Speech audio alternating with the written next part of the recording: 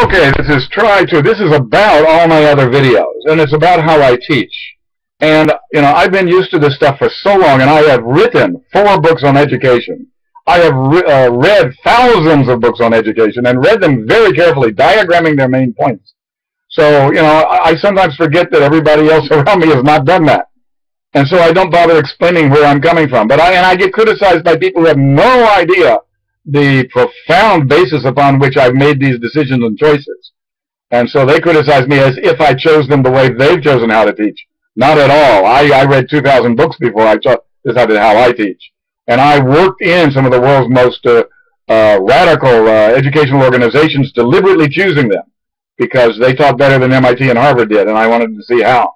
So my main point is that my way of teaching in class and in these videos, and it may be offensive to some professors, is that professional schools like business schools, medical schools, engineering departments have this objective patina of technical cute methods and sort of mathy methods that impresses them. If you know, there's no math in any MBA program at all, none, zero.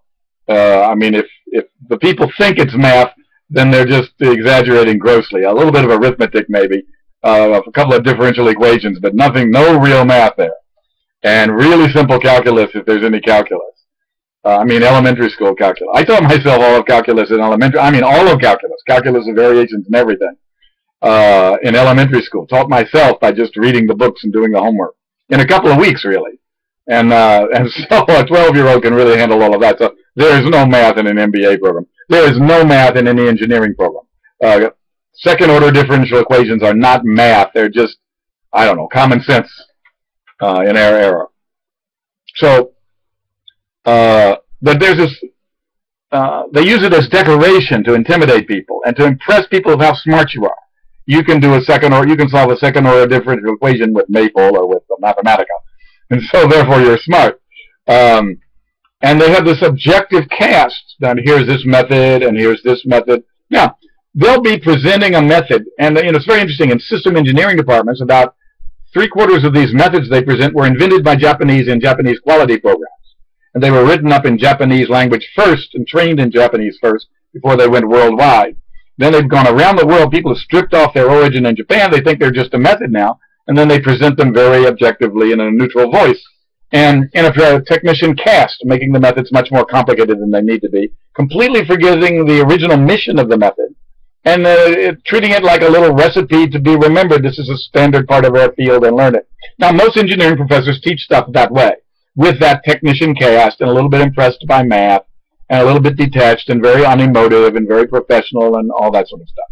Now, unfortunately, 80%, 90% of what they're saying is garbage, wrong, lies, distorted, evil, and then because they forbid themselves to have any emotional subchannel in their communication, you get the lie, and the gross exaggeration, and the accurate stuff, and the distortion, and the bias, and the accurate stuff, all mixed together in a undistinguishable stream, and it ruins the careers of millions of people every year. It is very, very harmful teaching, and it's phony. And I know a lot of people go into engineering because they're afraid of emotion and they're bad at social relationships. I know a lot of people go into MBA programs because they want to dominate other people because they don't see them as people, and they're narcissists and thinking they're the only important. They want to rip off the world and get rich, and the only reason they want to go into business is to rip off somebody and get rich. They have no idea. They love nothing except their own wealth. And that's why they chose a business school. So, you know, you're dealing with some pretty sick, weak people in the engineering case and some pretty ugly people in the business school case. Now, to hide all of that reality with some neutral, professional-looking equations and then combine all this garbage and evil with good stuff in an indistinguishable, professional-looking stream, it's a popular, enthusiastic, bad thing, but it's bad. It really is, and it hurts people. It hurts millions of people. And when you're men in particular who cut off the emotional sub-channel, take away the valencing, the emotional valencing. Now, guess what? We've been doing research on design for 50 years, and there's not much to show for it. It's pretty useless junk. But there are a few nuggets that have been replicated and shown up everywhere in the world. And one of the replicated things is designers who do not have an emotional subchannel, who do not emotionally valence everything they see and say, are bad designers. And the designers that are dramatic and poetic and who have this emotional subchannel to fuel their imagination and their departure from reality and their return to reality, the embrace of reality, are the best designers. And it's dramatically so. It's dramatically so. And you can tell in 3 minutes as a designer presents himself, whether he's got this emotional subchannel, whether he emotionally invalences all the messages that he emits and that he receives or not. So good designers, uniformly 100%, have this emotional subchannel. They emotionally valence messages they give and that they receive. Professors don't do it at all, especially in engineering courses and departments and business school departments. And it's so uniformly bad in those departments that you really wonder whether there's some sort of unconscious, collusive thing. I don't have to face the fact that I know that this is evil, because if I keep all emotion out, it just looks like a method. Now, the method hurts millions and millions of people, but if I treat it as a method, who cares? It's like McNamara counting dead bodies of Vietnamese. They're just freedom fighters trying to liberate their country from foreign domination, but I'll ignore that and treat them as the enemy and count how many of them I kill every day. And as long as I'm counting well, I don't have to pay attention that it's dead bodies I'm counting. So emotionally valencing is how, the lack of it is how McNamara counted dead bodies to create the first war, big war, that his nation lost. And he got that historic achievement, ruining the military record of the United States of America, via not being emotionally valenced when he counted dead bodies. And not saying to himself, you know, we supported the Khmer Rouge because they were anti-Vietnamese and they killed 2 million people last year. I'm worried about that. No. That's emotional valence. It's unprofessional. You're a professional. Just count dead bodies. Do you understand my point? I didn't articulate it very well, but I think the smarter of you guys have probably got it. Now, so professors model that style in front of students, class after class, year after year, and then students develop that style as professionals.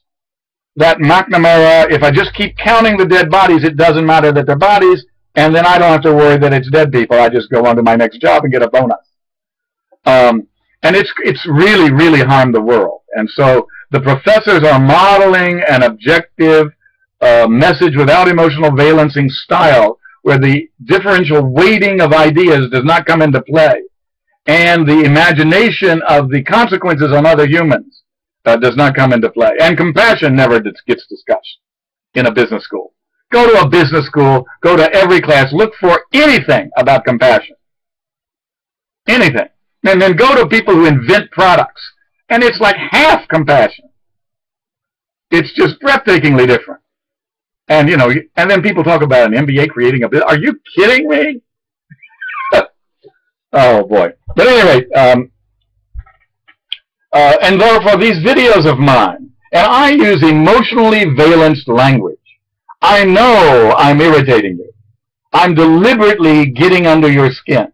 I want you angry. At first at me, that's fine. You're not going to hurt me. I'm going to be dead soon. I'm an old guy. So you can hate me as much as you want. So I want your emotions up. And what do they call that word in psychology? Not stimulated, aroused. I want your emotions aroused. I want you in an aroused emotional state, and possibly quite angry at me for using words that got you to react emotionally to the idea. And then I want you to notice the point. From that aroused emotional state, notice my point. And that's my point in teaching, that the consequences for other human beings' lives and the issue of compassion, or the opposite of compassion, arises through this emotional subchannel. And if we include it in the drama of how we present an idea, and you know, notice how I describe people, conniving, narcissistic thieves, monkey hormone-drenched emotive males pretending to be professional at work. That's very, very, very accurate language. On a truth basis, on a statistical basis, that is about as accurate a statement as you can make about a business. But it offends the hell out of people because we learn from professors to not have an emotional subchannel, and therefore we shouldn't say nasty, real things at work to each other. You understand how that makes bad products, bad business, bad societies, and dead civilizations? Okay? And so this forebrain, where the emotional limbic system and the conceptual system meet in the front of the brain, and when it's damaged, people can't make decisions because every alternative is fine. Well, kill a few million Cambodians, that's fine. Kill nobody, that's fine too. Make a bomb, that's fine. Make a doll, that's fine. Everything's the same. They can't make a decision because everything is not emotionally. Our ability to choose and to build comes from our ability to be emotive in our decision making. Isn't that the opposite of what they teach men from birth? Emotion wrecks decisions, they say. Crap! Evil crap! The upper guys who want a war to get rich for their banana company in Guatemala, they want you not to have emotions, so you will agree with their decision to make the war to make their brother's banana company, or Dean Rusk, banana company rich. Do you understand that? It's a trick by the guys with power to enrich themselves with a distorted decision which you don't acknowledge or realize even to yourself is distorted because they've suppressed and you've gotten you to suppress your emotional subchannel because you learned it from some Harvard professor who suppressed his. Jensen teaching agency theory. Oh, it's just the little equations about agents. Or some of the agents are stealing trillions of dollars from old ladies, but that's all right. That's just another agency example in our textbook today. And now we move on to another example. So colleges have actually trained us in a male, denuded of the emotional subchannel way of expressing ideas that makes for bad design, bad or no decision making, and horrible businesses. Businessmen run by people who have no interest in compassion, no interest in their customers, no interest in helping the world, and just interest in making themselves rich.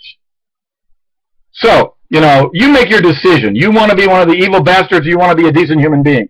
I've made my decision.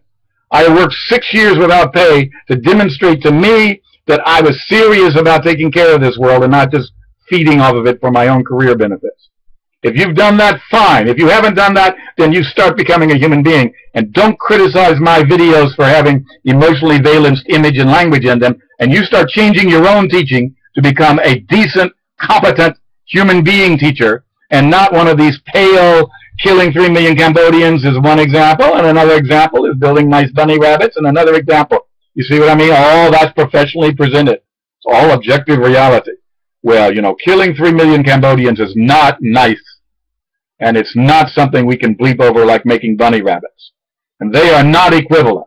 And we have to stop a little bit in class and talk about the consequence of this decision may be 3 million dead foreigners in a poor country. And do we really want to live with ourselves knowing that we've wiped them out? Well, Robert McNamara spent 40 years trying to apologize to himself for himself, trying to feel okay, trying to deal with the fact that inside he knew he was evil as people get in history. He was. And that Adolf Eichman in Jerusalem, that book by Hannah Arendt, described how expertise and meisterness has an invisible line to becoming evil. And McNamara was the perfect American example. And the Americans think that's German. But it's Harvard. It's Harvard. Harvard in our era is the German part of that. Moving people via expertise invisibly to evil. Do you understand what I'm saying? I mean, I hope you're smart enough, because this is big stuff. This is where the macro effect of our professions and the micro way we interact in a class are directly connected. The historical harm, the historical benefit, and how we present ideas. And whether you're a man enough to have an emotional subchannel, or whether you're one of these wimpy little publish-only correlational idiots that Harvard hires that hasn't had an emotion in the last 25 years. But you look very professional because you got a rich suit, a $7,000 suit, paid for by the sweat of some poor Cambodian lady who's got 3 kids to feed. So, you decide, okay? But I've made my decision and it's in my videos.